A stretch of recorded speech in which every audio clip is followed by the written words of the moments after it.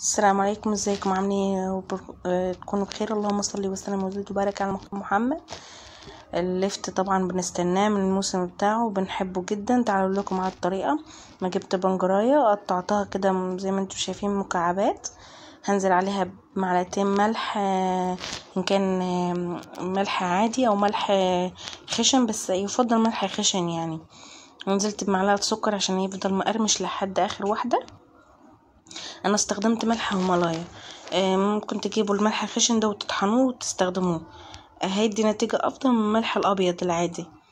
هنزل بقى جبت بولة ونزلت بالبنجر وعليها السكر وعليها الملح، وهنزل بربع كوباية من الخل، وهنزل بقى عليهم بلتر من المية. غليته كويس جدا يكون مغلي عشان ينزل كل العصارة بتاعت الفوائد بتاعت البنجر.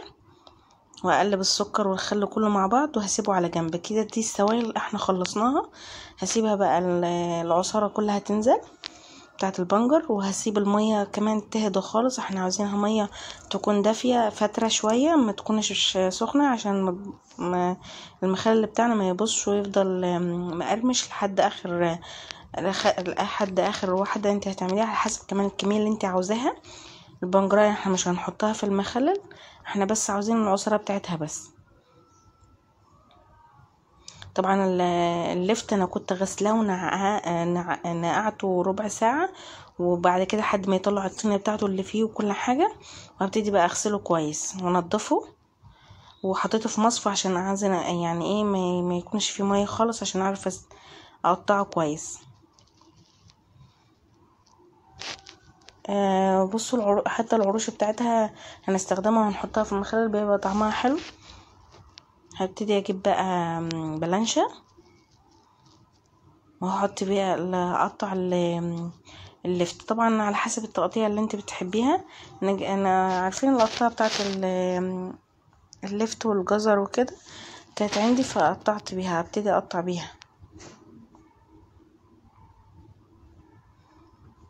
بقطعه الاول مكعبات دوائر، وهبتدي اقطع بالتقطيع. او انت عايزه تقطعيه بالسكينه زي امهاتنا زمان، وزي ما كنا بنشوف امهاتنا، ممكن تقطعوه بنفس برضو التقطيع اللي انتوا تحبوها.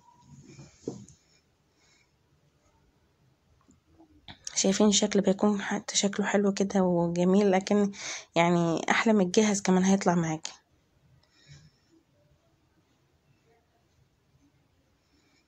هقطعيه كده. انتوا شايفين التقطيع بقى اللي قطعتها. هبتدي اقطع بقى الكميه كلها، وعشان ما اطولش عليكم الفيديو وارجع لكم اوريكم في الاخر. وزي ما قلت لكم العروش هحطها، ما ترموهاش، نضفوها كويس كده وحطوها. قطعت بقى الكميه كلها بنفس الطريقه اللي انا وريتها لكم. ولو في اي واحده من اللفت طلعت طريه ومن النص ما تحطهاش. هنزل بقى، لازم تحطي اللفت الاول، ما تحطيش المخلل، ما تحطيش الميه الاول، حطي اللفت اضغطيه كويس. لازم تضغطيه جدا في العلبة، وما يبقاش ما يبقاش يعني ايه فاكك من بعض، عشان لما تحطي المية ما يطلعش لحد فوق